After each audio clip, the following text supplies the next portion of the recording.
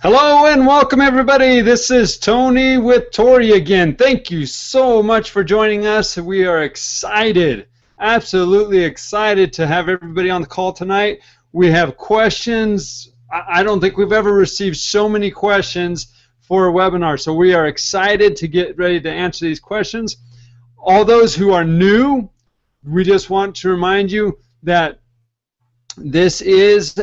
we do all that we can to make sure that we maintain the privacy and confidentiality of all of our guests.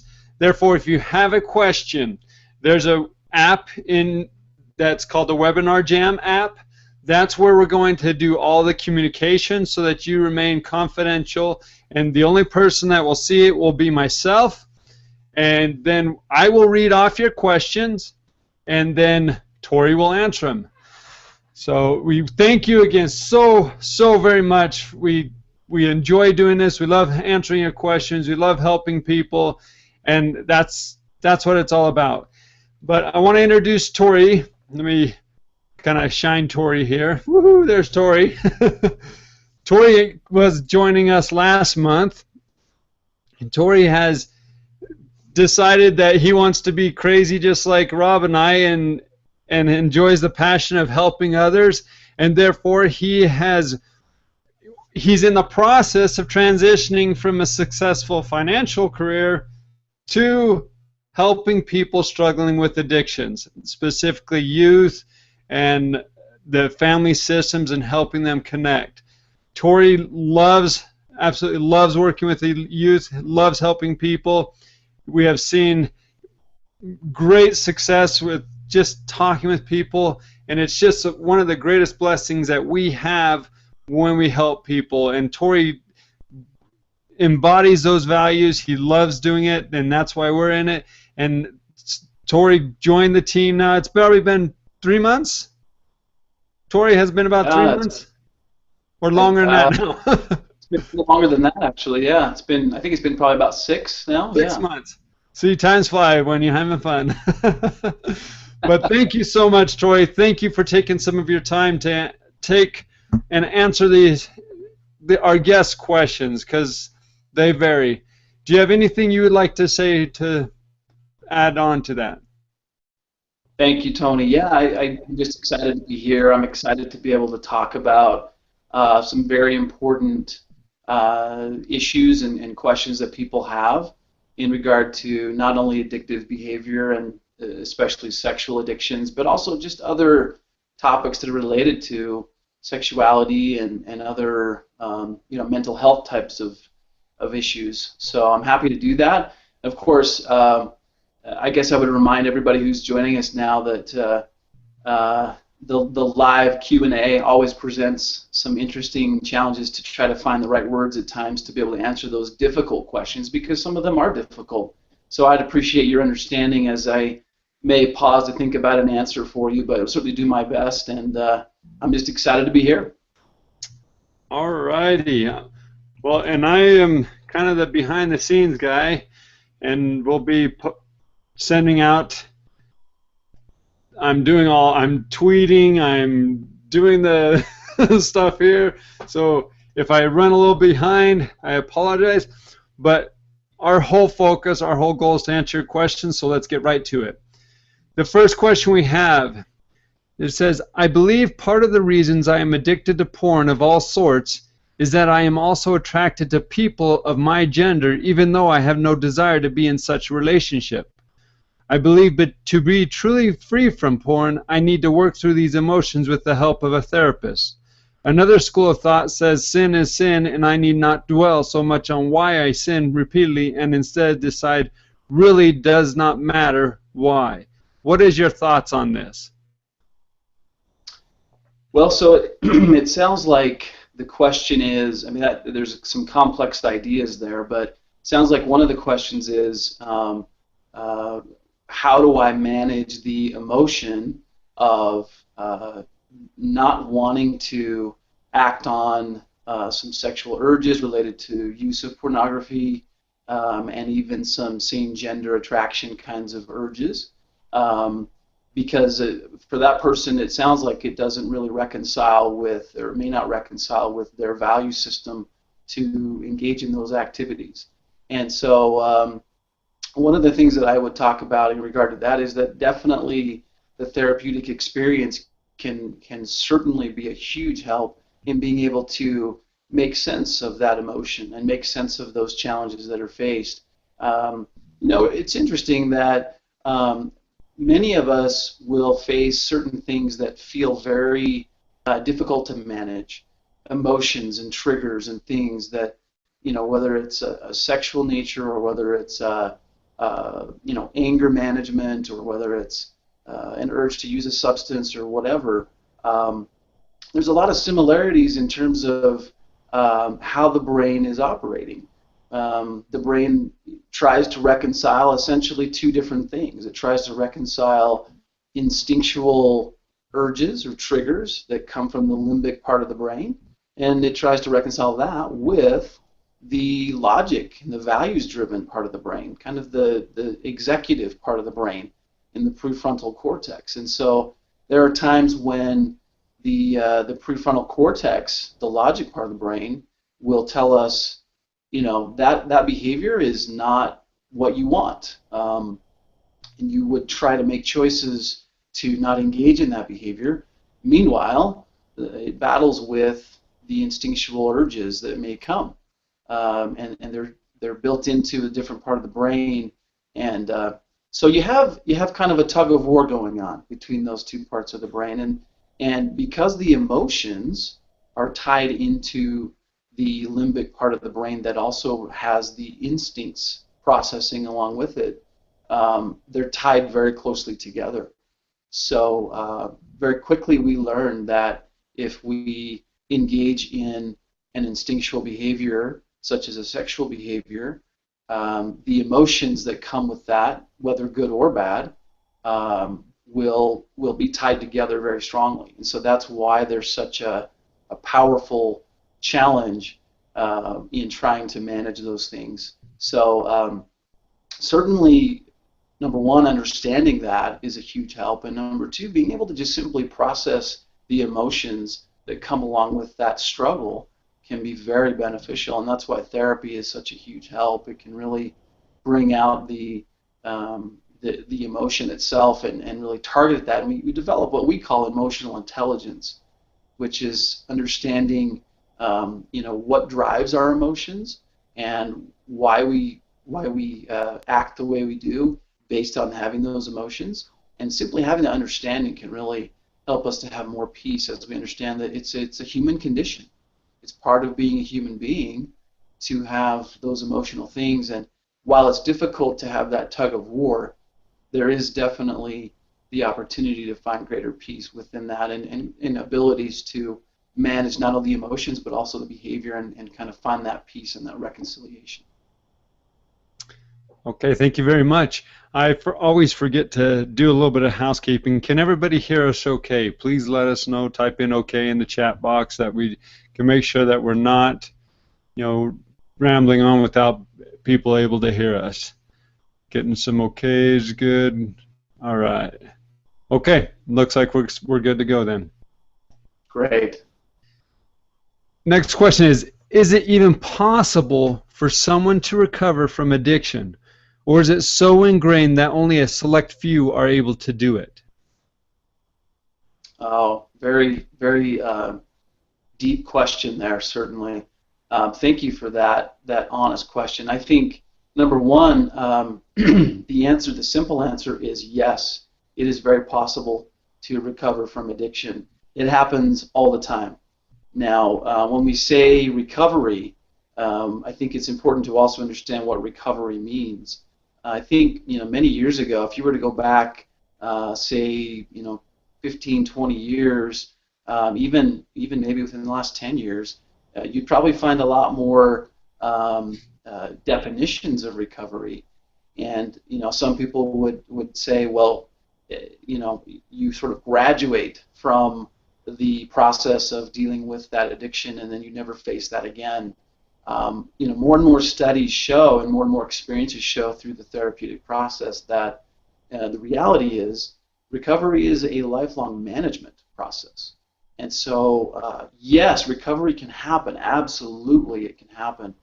There are great people who recover or are in the process of recovery throughout their lives and feel like they've definitely accomplished amazing things in that process, meaning that they can manage that behavior.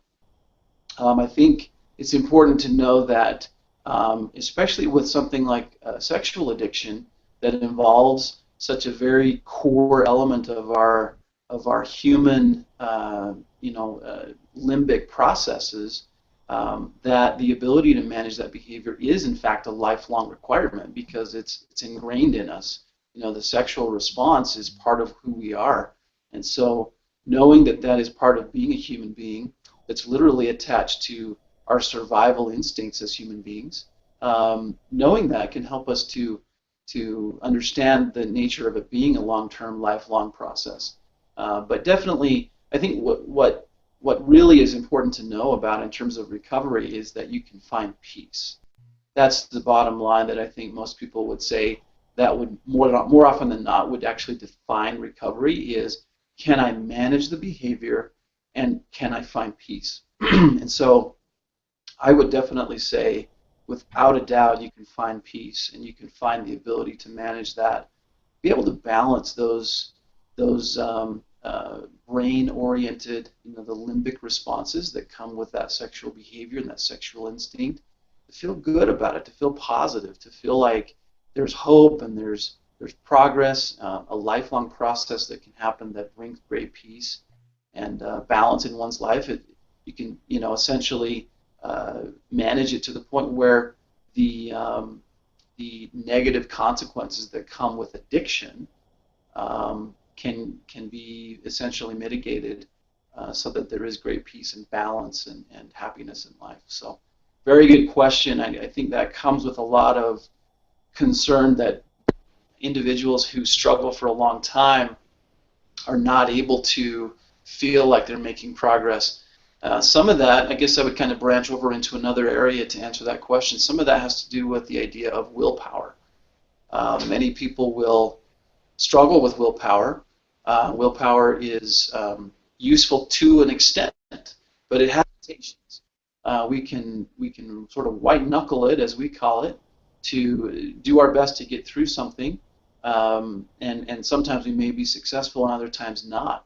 And so the idea behind recovery in a therapeutic sense is that it's not just a matter of holding tight and using willpower to get through a trigger or a situation that's difficult. It's definitely gaining abilities beyond just a willpower to be able to find greater peace with that. I want to echo that because just in the experience that I've had helping with people online, I've seen absolutely tremendous success with people who say that they weren't going to be able to do that. How could we help them? And then we just told them, give us a try. It's not going to hurt you.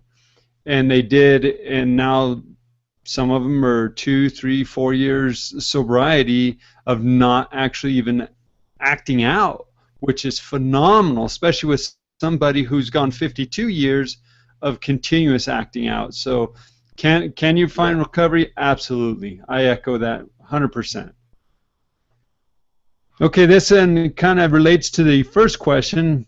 I'm a straight man, but attracted to transsexual or gay porn. Why? Well, very good question. There's a lot that we're currently learning about this area in terms of same-gender attraction or activities that relate to same-gender activities. So, I guess I would first say that there's still a lot that we're learning about that as studies are carried out and as we gain a greater understanding of the nature of same-gender attraction. Ultimately, the answer to why that would ever be appealing to anybody is essentially the same answer as why any kind of a sexual experience is appealing, which is that it comes from a natural instinctual part of the brain. It's built in. So many people are familiar with kind of two parts of the brain that we often talk about in the process of addiction recovery, the limbic system and the prefrontal cortex. And the limbic system has some survival components built right into that, one of which is sex itself. Now, some people would question, well, is sex really a survival requirement? You know, is it comparable to, say, air and water and food? And so I guess in terms of literally surviving right now as of this moment, no, it's not a requirement to be in a sexual experience to survive. But the human race is designed to be sexual in order to survive as a race. And so the idea of sexual drive being an important part of our limbic system and our limbic processes is very important for understanding that that is why we have any kind of a sexual impulse. Now, obviously, there are plenty of sexual experiences that we experience that we want to experience. Some are unwanted and confusing. And I think that there are those who experience some of the same gender attraction that are confused by that. And they may wonder, well, why is that my experience? Especially if they say, well, I don't want to choose that kind of relationship or choose that kind of life experience. It's sort of like it chose me, so to speak. And so while there's a lot to learn in that area, I think there's also a lot to be able to explain the fact that we do have a lot of understanding about where sexual impulses come from and why they exist in human beings and how they impact our decision making. It's a very powerful drive. And knowing that whatever the sexual desire is, whatever the sexual attraction is, it comes from that part of our brain that we were designed to have, can certainly help us in trying to explain things as a matter of literally being an instinct and a survival type of approach in processing our experiences. Now, I think there's a lot of things that we can do to be able to work through the questions that come to those who are confused by a same-gender attraction. And that's something that we do work with people on, is trying to make sense of that, trying to find balance and find peace with the fact that one may experience a certain impulse or a certain trigger, and they can understand it for what it is and not be ashamed of that, but also be aware of the fact that decisions can happen in conjunction with those impulses, whether they're in favor of them and supporting them and helping to carry them out, or whether they're actually contrary to those impulses, a decision that would allow you to not carry out that impulse. So hopefully I'm making some sense on that. It's definitely a sensitive area where, because we're still learning a lot, we're still trying to be able to make more and more sense of why there are those individuals who do experience the same gender attraction and others who do not. But the bottom line is that limbic part of the brain is essential for understanding any sexual impulse. And if we do understand that, we can feel better about who we are, no matter what our attraction may be, and make sense of it in terms of being able to manage that behavior as human beings. Okay, this individual, they've been struggling with masturbation since they were 12 years old, and now they're 23. Because I want to know if it's possible to overcome lust and to be able to spend 5 to 6 months without orgasm, masturbation, or wet dreams, and sex and porn. Okay, yeah. Well, I think a big part of that question is the fact that it started at a fairly young age and that it has remained with that individual. And so probably a lot of that question is, this has been with me for a long time. What can I do to ultimately make a change, and how do I deal with that? So I guess there's a couple components to mention. One is that at 12 years old, that's a time of great change in life. That's when puberty is really starting to kick in, especially for boys. 12 to 14, that's really when it starts to take hold, and those changes start to happen, where things of a sexual nature start to really become an interest, and the natural changes, such as the wet dreams and the discovery of an attraction to either the opposite gender or the same gender, in a sexual manner begins to take form.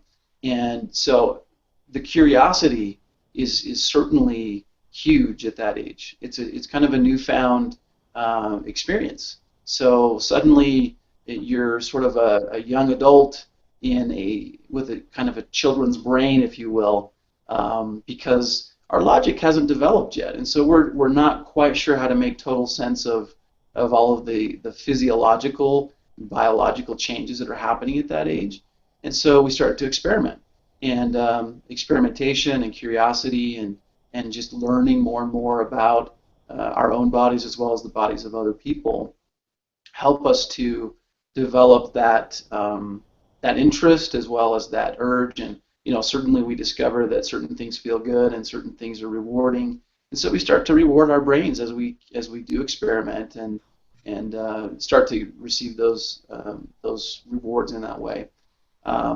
So, and then transitioning to the question about whether it can be overcome, most definitely it can be overcome. I've seen many people who have been able to identify, why is it that I'm experiencing such a strong desire to do this? What, many people do define a lustful feeling as part of their experience, where they're feeling almost a insatiable desire to act out, and since they don't have necessarily a partner to have a sexual encounter with, and age obviously has a lot to do with that. Also decisions about pairing up with somebody.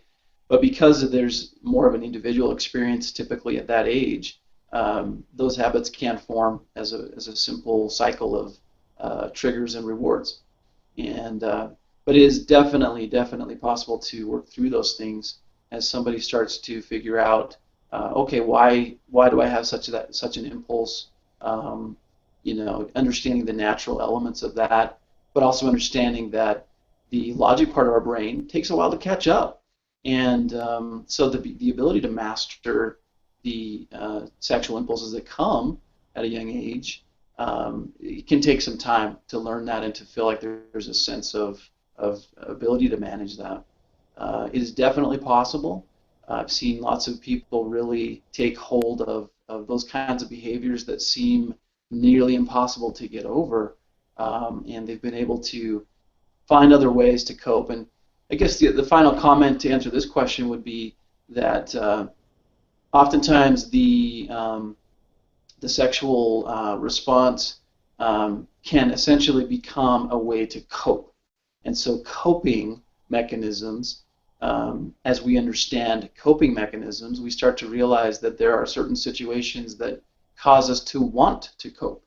And in fact, Tony's showing on the screen right now some of the typical scenarios that we experience when we feel the need to cope. So if we're bored, if we're lonely, I hear a lot of clients who talk about feeling a lot of stress, feeling overwhelmed, they're afraid. So those types of emotions and situations can often trigger a desire to cope.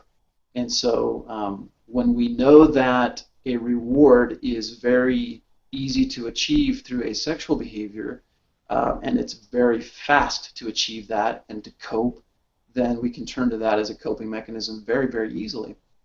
But as we learn other ways to cope with those kinds of difficult emotions and situations, as we learn about trigger management, and as we learn about the scenarios, the life scenarios that are more often causing us those coping situations, we're better able to plan how to deal with those. And so in the course of learning coping strategies, thought management, and simply understanding the nature of the sexual experience and the sexual impulse, all those things can come together to really help us to manage that behavior over time, and it's certainly possible, definitely. This next question comes from a spouse who just found out that their husband has been viewing porn, and it's a two-part question. What can she do to help him, and what can she do to help herself? Wonderful question. I'm so glad this question came in, because it's something that many partners and spouses of those who are struggling with a sexual addiction are afraid to ask, or don't even know that they want to ask, because it's such a difficult topic to get into. Many people in a supporting role, such as a spouse or a partner or a family member, are afraid to bring up their own needs because of the potential to worsen the situation with their loved one. And they're also afraid to ask how they can support the one who is struggling with addictive behavior because they don't want to worsen it. So it's kind of the same challenge both ways. Is I don't want to worsen the situation. I don't want to trigger him or her. I don't want to create any further problems. I just want to help. So number one, I think I'll answer the question about the supporting role, how that supporting person can support the person recovering from addiction effectively. One thing is that one of the very first things that we get into as we meet with spouses and partners of those recovering from addiction is to think about the difference between their behavior and the emotions associated with that and what their actual desires are. Knowing that that person is not attempting to replace their loved one with that sexual behavior. They're not attempting to substitute for their wife or husband. That's one of the major things that can help the supporting person, but it's also something that can help the person recovering because they're better understood. And another element is the aspect of feeling ashamed of that behavior. Shame is one of the most powerful human emotions that we can experience. It's deeply, deeply embedded when we do something that we're not proud of. Shame can definitely perpetuate the addictive cycle tremendously. It keeps things secret. It keeps things in the dark. It keeps things separate. It keeps us from communicating. And so one of the things that we talk about a lot with couples as they come together in this process is the idea of being able to communicate more openly about it, not in a shameful way, but in a way that does promote better decisions and a healthy, open relationship. Honesty is such an important aspect.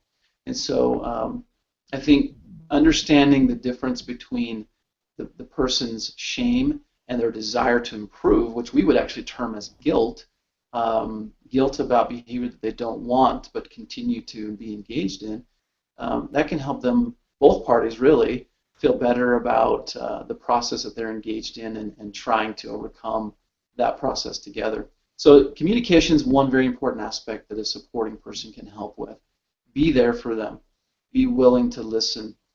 Be willing to simply hear the challenges that they're experiencing without attempting to resolve it, without attempting to cure or give advice, but simply listening. Those are some very important aspects in a supporting role. Now, in terms of the person who is supporting also working through the challenges that they experience, such as a spouse of someone who's recovering from addiction, that spouse also has very significant needs. We often work with the spouse both together in a joint session, but also separately, individually, because they do have such very powerful needs in their own way. One of those needs is to feel that they are still loved despite that behavior of the person who's struggling with addiction. I think that's one of the greatest miscommunications and misunderstandings that can happen. So know, as a spouse, as a supporting person, know that that behavior is not intended to replace you. It's not intended to intervene or block that relationship. Know that that is not meant to harm you. Knowing that is a huge benefit to being able to see positive growth opportunities in that recovery process. So I hope I've covered some good ideas for you, but I think bottom line is that the supporting person has a lot of needs as well. There's a lot of emotions, a lot of things for them to work through and process and understand, not only about addiction itself, but also about their relationship and about the emotions that they experience as that process is going on. I quit using porn and now I feel worse. Is this normal? That's a really interesting question because there are many who go through a process of change and recovery from addiction and will feel like things are really not actually better, even though the behavior management is actually better.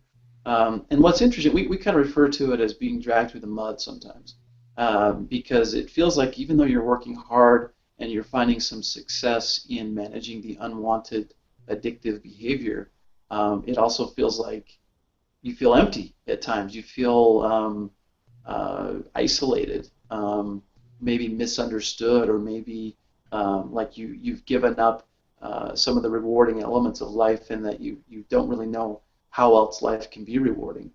Um, I kind of like to use an analogy where, let's say you lived in a place that was extremely hot. Let's say you, I don't know, Arizona or Mexico or Ecuador or somewhere where the average temperature is much higher than, say, where we are in Utah. And you know, as you get acclimated to that temperature, a higher temperature is going to feel more normal than a colder temperature. And then if you come back to a colder temperature, you're going to be cold. You're going to feel the effects of that because you're not acclimated to that cold temperature.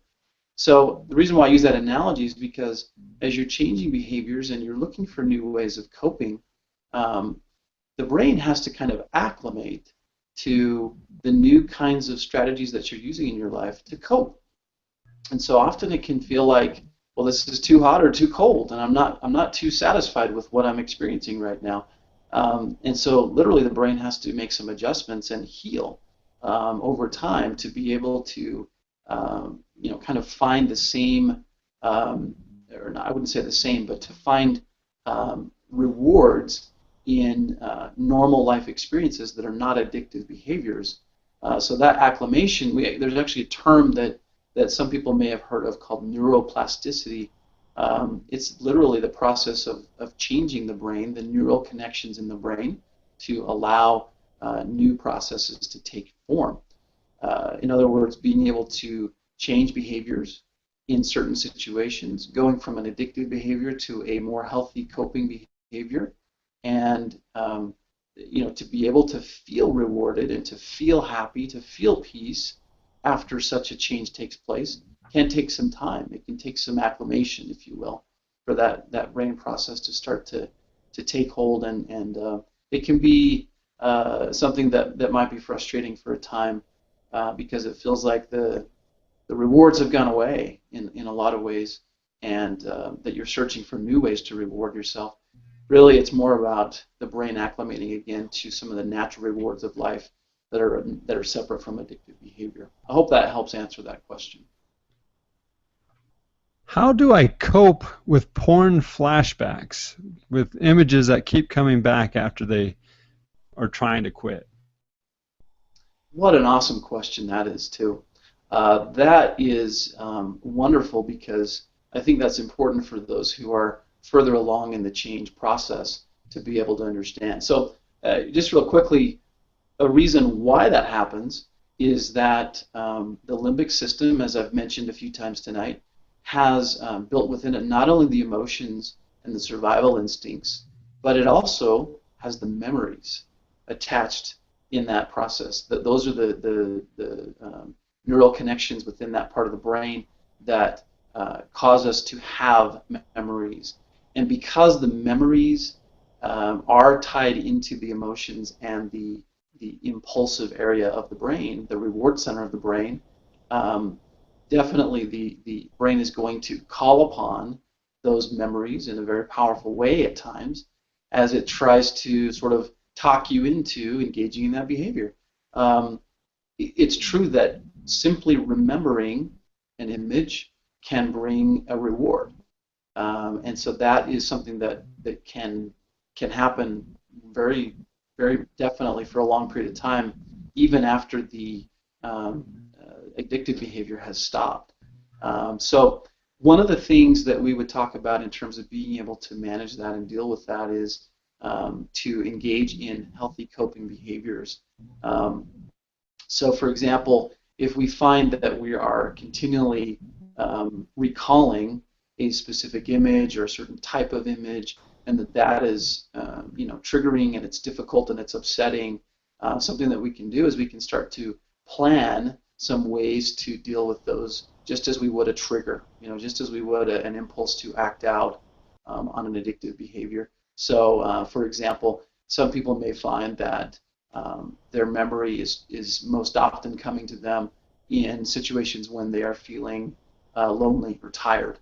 And so because they're lonely or tired, they have the chance to ponder and go into those memories more.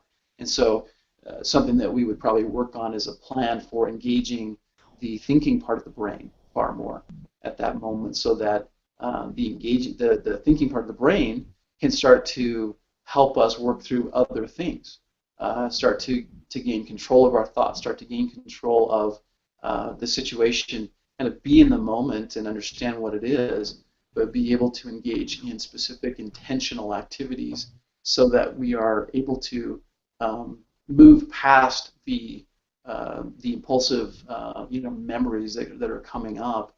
So that's just one quick example. There are many examples, but in therapy, I think one of the huge benefits of therapy is to be able to talk through in detail what exactly that individual is experiencing and when. And as a result of finding out when it's happening, you can start to form plans for dealing with those moments. Be intentional, be in the moment in terms of helping the thinking part of the brain to, again, take charge of the situation and move forward from there. Here we've got somebody who's sounds like they're trying to hold on. They're saying, must I destroy and delete all my porn? So was the question, do I need to destroy all of the porn? Yes, it sounds like he or she has a stash, and he's wondering if they need to destroy it or delete it all. Okay, I see. Well, I guess my immediate thought on that is that it certainly would be helpful in terms of being able to manage an addictive behavior, if that is an addictive behavior that you're experiencing or have experienced in the past. It's kind of like if somebody is addicted to a substance, alcohol or drugs, for example, if they remove that from their environment, they're going to be far more able to handle those triggers and temptations to use that than they would be if they were sitting in a bar or sitting next to the someone that was going to provide the drugs that they wanted. So obviously the ability to manage that behavior is going to be stronger if you're not in a situation where you're immediately tempted to look at something.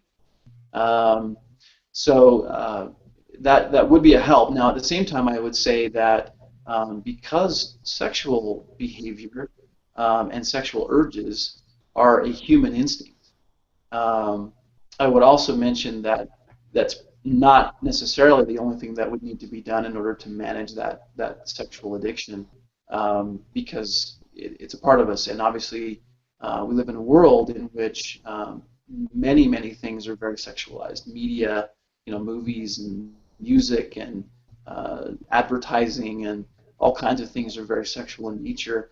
Even a simple perusal of the internet or social media can result in seeing something that's even mildly sexually enticing and can draw you in. And so I think knowing that, not just getting rid of the immediate risk, the immediate source of unwanted behavior is the answer. But I think additionally there are other things to do to be aware that the sexual impulse, number one, is part of us, and so we have to be able to manage that regardless of what's around us, knowing that there will always be content around us that could be sexually appealing to us. But number two, knowing that the more you do avoid the content and not have the content available to you, the easier it will be for you to manage the impulses around that.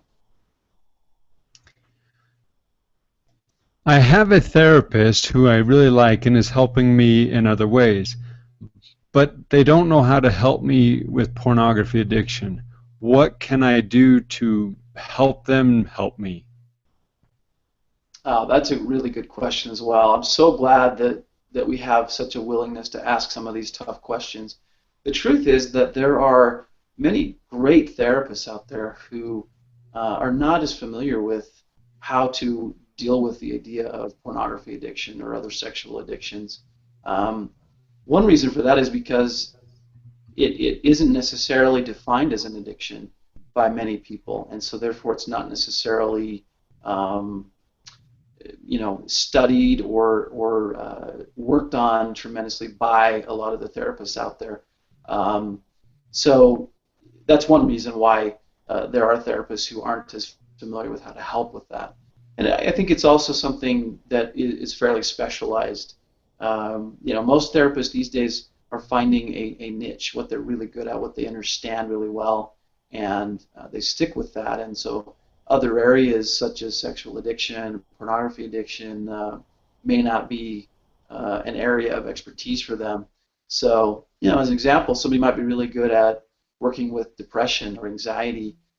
Maybe they're good at helping somebody with eating disorders or relationship problems, but they're not good at working on that pornography addiction. And I do think that it is something that you can benefit greatly from reaching out to somebody who has studied that specific area more and has more expertise in working with people who struggle with that issue. So I guess the short answer is not every therapist is able to help with pornography addiction. There are many who would probably do well to refer out that kind of help to those who are more familiar with it, more experienced with it, and understand that better. And certainly we're happy to help with that if possible. And there are other good therapists too, but we're certainly helpful or willing to help in that area because it is a very specialized area, and it's being recognized more and more, but it hasn't been as widely recognized throughout the world historically. So I think that's one of the reasons for that. I want to stop viewing porn. I want to give it up bad, but I feel so sad about giving it up. Why? Another great question. I have experienced that with a number of people with whom I have worked in therapy. They feel like it's difficult to actually face the idea of giving it up. One of the reasons for that is because it is a very rewarding experience. It's very rewarding to be able to act out and to give the pleasure center of the brain that experience. We have chemical releases that are going on in the brain, and to put it bluntly, they feel good when they're experienced. The dopamine, the adrenaline, the oxytocin, the serotonin, all those kinds of chemical changes that take place in the brain when we go through a sexual experience provide a very positive experience, at least in that moment.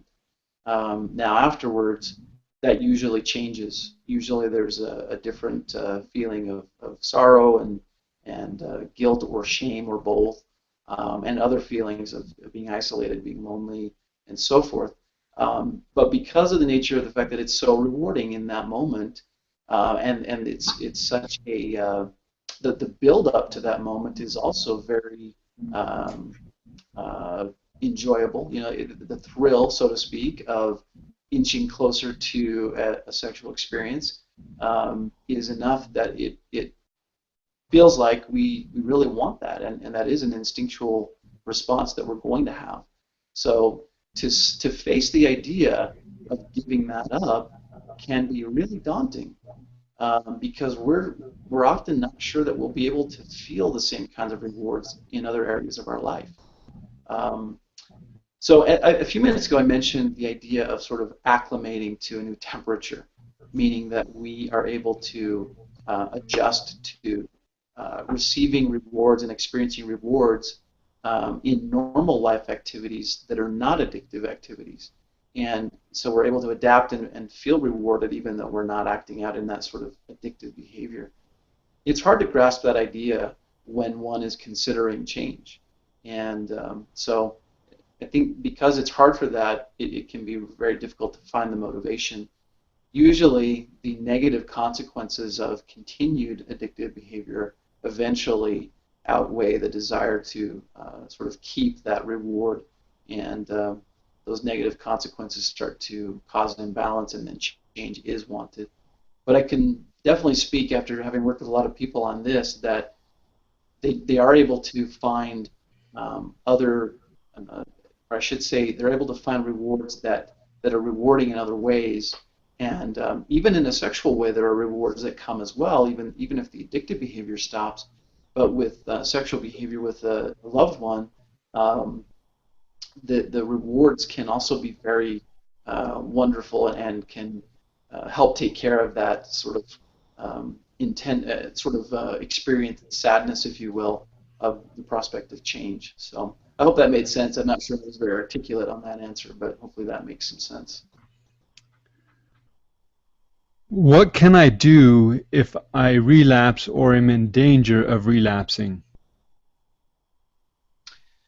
Wonderful question. My first thought on that is to simply reach out to somebody for help. Um, Reaching out has a lot of really great effects. It helps us to feel like we're supported. It helps us to feel like we are um, not alone in facing addictive behavior and recovery. Um, and it helps us to understand that the ability to connect with other people is in itself a rewarding experience. So that connection can actually help us to feel that reward, that sense of security, that sense of peace and happiness, and that reward can actually be very helpful in overcoming the uh, the feeling of being close to relapse. So reaching out to others, I think, is one huge step that's very helpful. Talk to somebody you trust. Um, Even if you don't necessarily reveal every detail of what you're experiencing, which sometimes can keep us from reaching out to others, we don't necessarily have to share every detail about it. You know, we don't have to reach out to a spouse or a friend or a parent um, and tell them exactly what we're feeling. We can use other language that just says, hey, we need help. So, for example, I could reach out and say, I'm just struggling right now for a few minutes. I'm kind of in a bad moment, and I just wanted to reach out and talk to somebody. I just need somebody to kind of talk to me right now and help me through a difficult moment, and kind of reassure me and help me through this. And there's not even a need to be detailed about that. I think that can be a huge help, because so many of those who struggle with recovery and the potential for relapse feel like they have to be totally open and communicate every vivid detail of what they're experiencing, and they're ashamed to do that.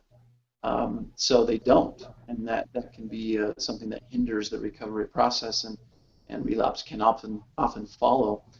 So be willing to be real and reach out for help, but at the same time know that it doesn't really matter if you're sharing the details of what you're struggling with. Just be real and say, hey, I need some help. Can you just talk to me for right now? I need someone to share this moment with me and help me through this. And then, of course, there are other things that you can do besides reaching out to other people.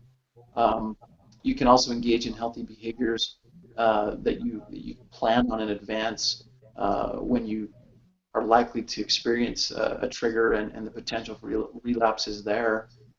Some people will turn to exercise, or they'll turn to a social event, or something that is a healthy behavior that they can simply rely on as something that feels good and appropriate and helpful. It gives them the strength to be able to move forward without actually relapsing.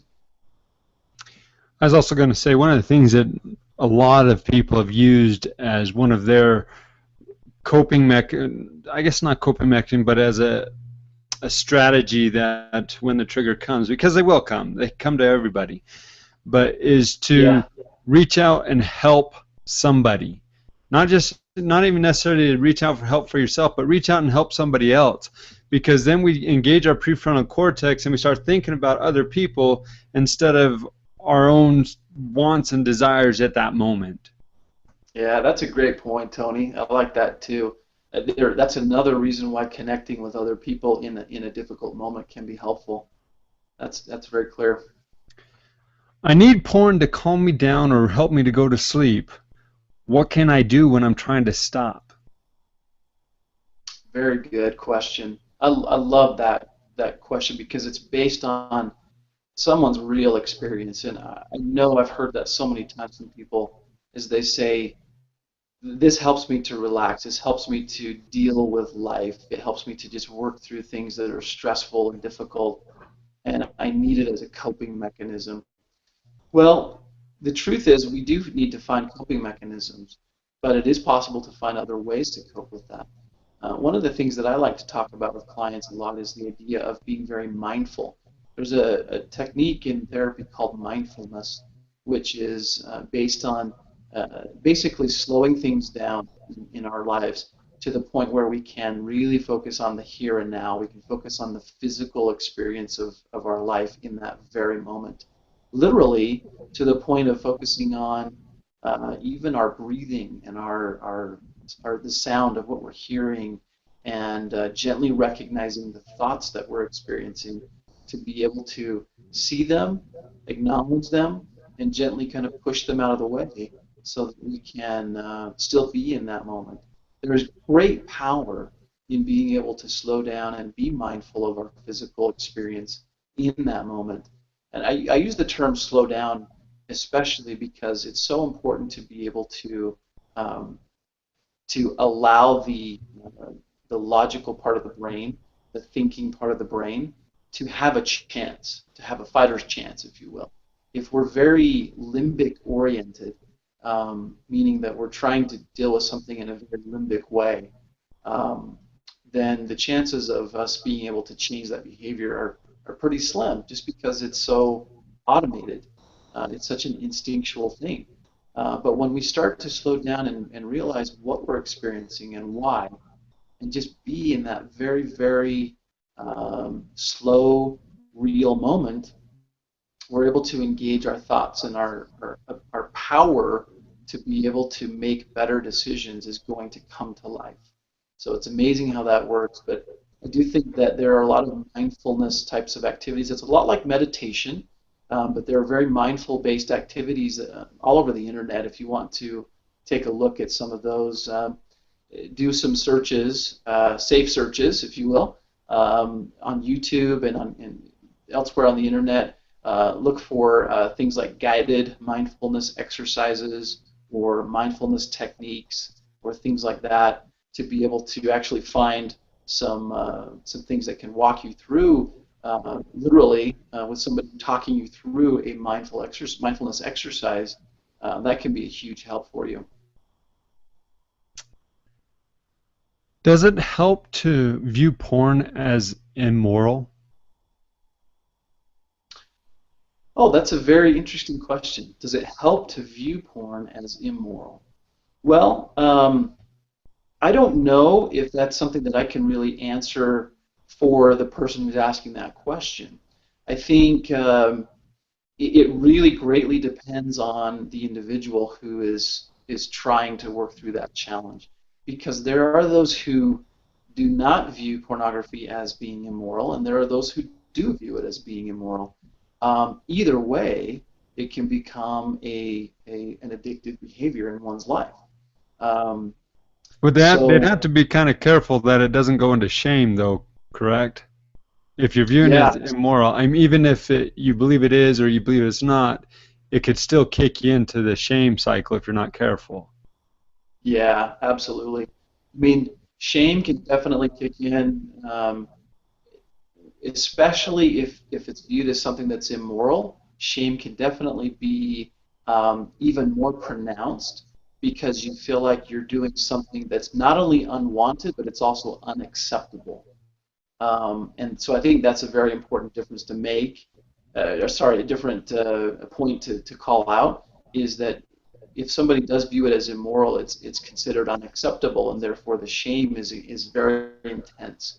Um, so, while I cannot dictate whether a person views it as immoral or not, what I can speak to is the fact that it's something that can be disruptive and be damaging to people, regardless of their view of whether it's moral or not. It can cause great imbalance. It can interfere with relationships very, very significantly, and it can harm other areas of life, such as work and just coping with other challenges of life. Often people who are experiencing the addictive elements of pornography also feel very depressed. They might feel very high anxiety.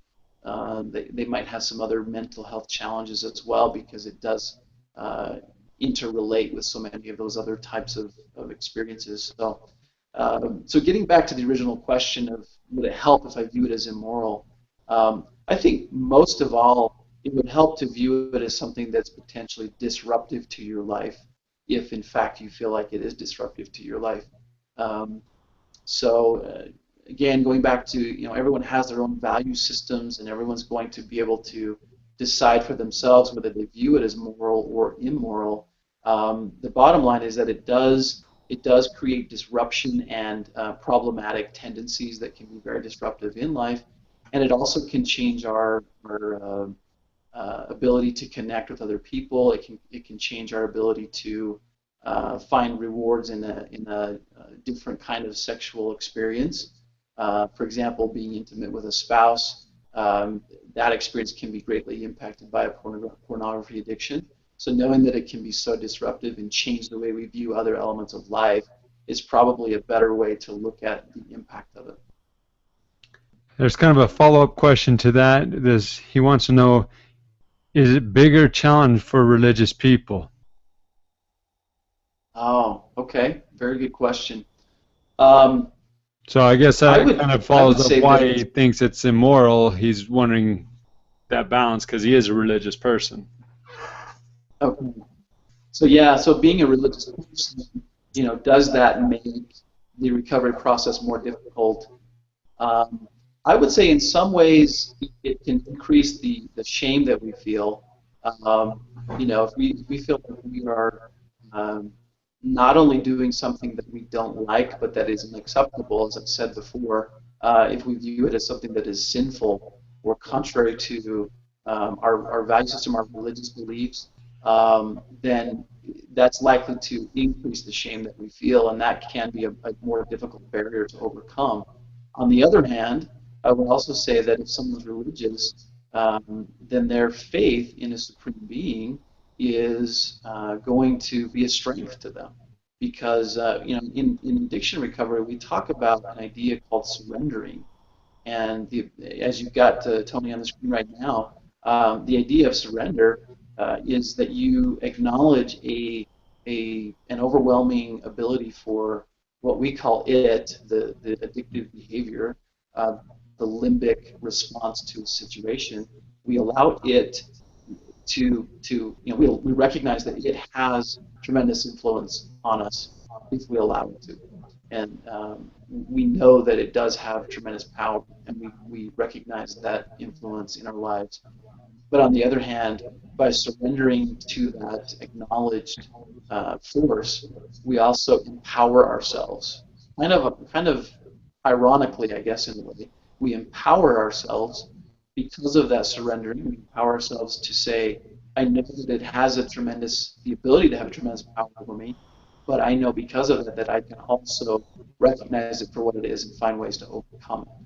So I definitely feel like those who are religious and turn to a higher power as a source of strength in their life, they do have an additional strength in that battle to be able to find more strength beyond their own, um, and they find a lot of success as they do lean on that extra help. Okay, well, we are approaching our hour. Actually, we are at our hour. Do you have time for one more question? Okay. Okay. First, we want to thank everybody for attending tonight and for these questions. They've definitely put Tori to work in answering them, and especially on the fly. Yes. That's what's always so fun about this. You never know what you're going to get. But this last question Right. here, which I think a lot of people can relate to, he says, well, what do I do when I have so much sexual energy? What do I do with it? What do I do? Oh, that's another really great question. I'm so grateful that everybody's willing to submit these questions. It's awesome. So what do you do with so much sexual energy? It's interesting because there are some people who have a far more active sex drive than others. and so they're far more inclined to be looking for sexual experiences than others. It's just kind of an interesting way that we're naturally composed, if you will, or naturally wired within our brains and our physical bodies. And so something that we often talk about is simply being able to engage in behaviors that we are finding as being in alignment with our value system and also our responsibilities, essentially. So in other words, if we have a significant other with whom we have a sexual relationship, certainly engaging in that kind of an intimate relationship can be a healthy behavior in terms of being able to experience the sexual drive that, or act on that sexual drive that we're experiencing. But also there are other behaviors that we can start to implement in our lives that are very helpful. One of the things that I like to talk about is acceptance of it, number one. Number one, being able to say, hey, it's great that my body's working. It's great that I have a sexual instinct that is strong and healthy and powerful. Isn't that wonderful that I'm wired that way and that I'm able to feel that, and my body is working the way it was designed to work. So acceptance of it is, I think, one of the very important things, and we can feel a lot of positive emotions around that if we accept it in that way, and that's a huge help. And then number two would be just some other healthy behaviors that can be rewarding in other ways. Finding ways to connect with people in a non-sexual way can be very rewarding too, and it can help us to be able to balance the ongoing sexual drive that we do experience. So connecting with other people, finding activities that are rewarding to us in healthy ways that are acceptable, and we feel good about as a way to balance out those sexual drive experiences, that can be helpful too. I think it's kind of interesting is if you sit and think about something all the time, it essentially becomes everything that you do, right? If that's all you think about, it's front and center in your mind all the time, and it can be a bigger challenge. Whereas if it's not something that you're always focused on, it can be better managed. And so I think, truth is, when we work with someone who's trying to recover from addiction, we talk about a lot of different things. We don't just talk about addictive behavior because there are other things that are relevant in that person's life. And so I think being able to say, well, yeah, sexual drive is a big part of who I am, but it's not all I am. There are other aspects of your life that you can also focus on and be rewarded by. We could talk through different ways to do that, but I think that's something that could be helpful as well. Well, thank you very much, Troy. We appreciate you taking your time tonight to answer these questions. We appreciate everybody joining us. I want to leave with this last slide. I love this slide because it's so true. One time is too many, and 1,000 times is never enough. We can never get enough of what we don't need. So hope you remember that. Thank you so much for joining us. Go ahead and continue to send in your questions. We'll add it to the queue for next month. And as always, thank you, thank you, thank you. Have a wonderful night. Good night.